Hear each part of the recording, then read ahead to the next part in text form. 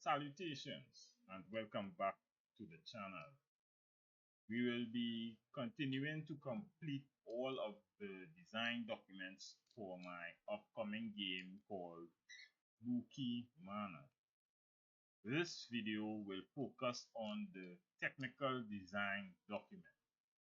The technical design document, or TDD, is a detailed plan that outlines the technical architecture, systems, and tools required to develop a game. It serves as a reference for developers, ensuring that the technical aspects align with the game's design and functionality. It is a document that is updated as the project evolves. It ensures that technical development aligns with the game's design.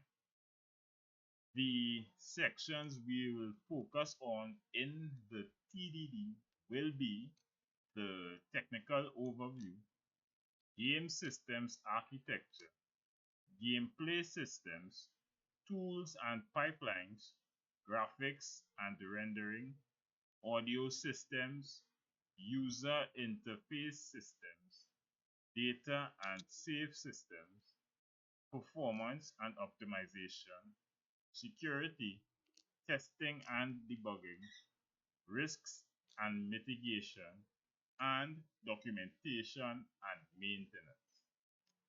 The purpose of this document is to present the design systems utilized in the making of Bookey Manor. The scope of the document is the game system architecture and the software used for the game. The audience for this document is not applicable since I am the only developer making this game. So this is pretty much just for reference. Technical overview. The game engine being used is GDevelop.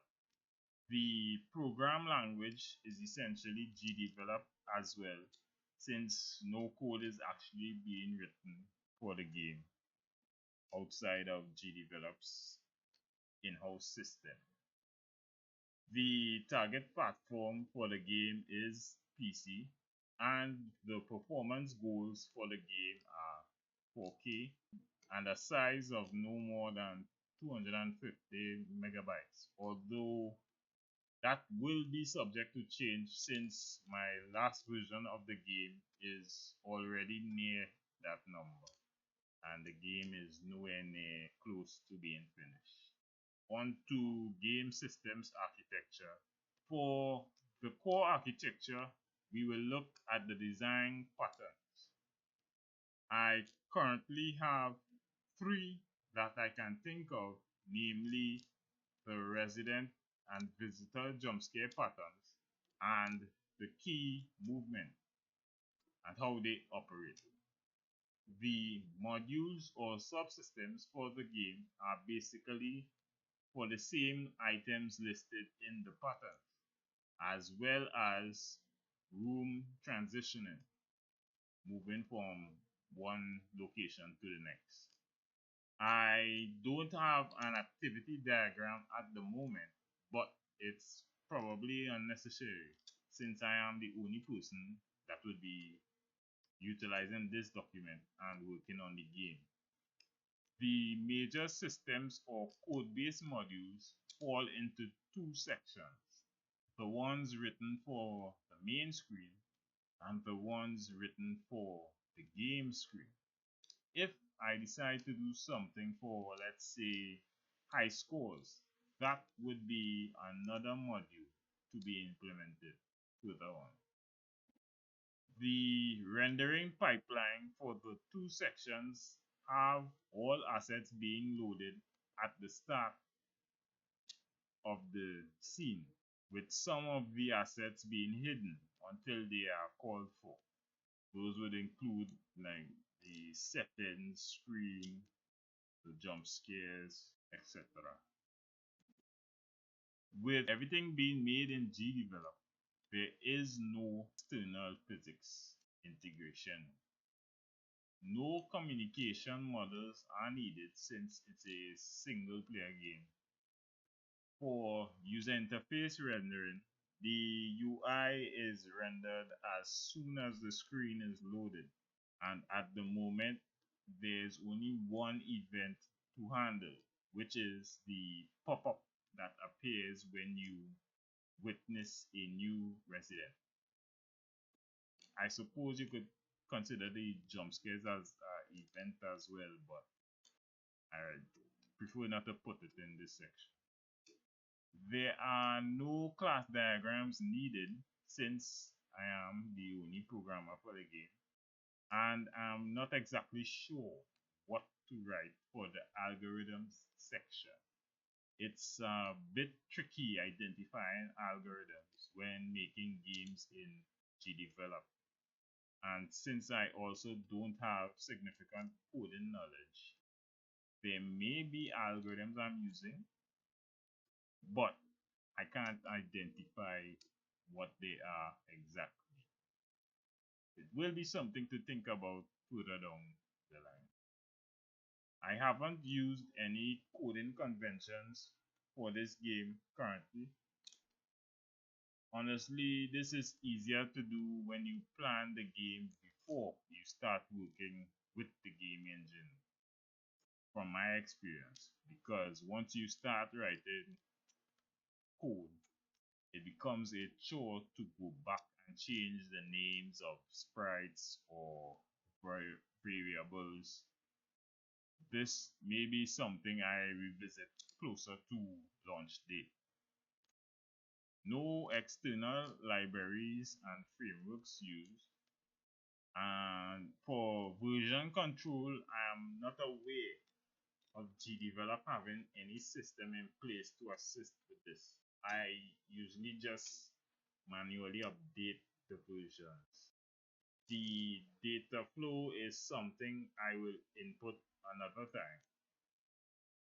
And currently there are no external APIs, but eventually I'll have to install APIs like for Steam and maybe something to keep track of high scores if that becomes an objective for this game. The unit testing framework is pretty straightforward, and this is something I did before posting the alpha to ensure that each feature is working correctly. So for example, I would have set the jump scares to occur every 5 seconds to ensure they worked as designed, and the random selection was working as desired as well. I did similar tests for each of the systems listed here. The game loop and how it is implemented is listed here. There is no need for a game loop diagram since I am the only developer. On to gameplay systems. The only mechanics implemented at the moment is the use of the mouse and the left mouse button. No physics is also used in the game, and the AI systems are pretty much the jump scare sequences, and there is no networking for this type of game. Tools and pipelines. The development tool is GDevelop. For the asset pipeline, there is no major workflow except at the start of the game when all of the assets is being loaded. I don't have any automation for coupling and packaging the game builds. GDevelop does that for me whenever I'm ready to export. On to graphics and rendering. I only have a rendering pipeline for the color change that occurs when you switch rooms, and that rendering is an adjustment to the lighting of the vision assets and the key asset to match the lighting of the room. For optimization, my focus is on the hyper-realistic still images. On to audio systems, the audio engine I use is Audacity. Currently, there is no dynamic audio. I'm still trying to figure out how to implement it in the game without uploading manipulated audio. To ensure decent performance, my goal is to only allow a maximum of 2 sound effects to be played at a time. On to UI systems. The user interface framework consists of custom built elements for the score display, the resident and main menu icons, and the layout itself is pretty simple. The only player input being implemented is the use of the left mouse button. For localization, the goal is to provide multiple languages for options and settings on the main menu.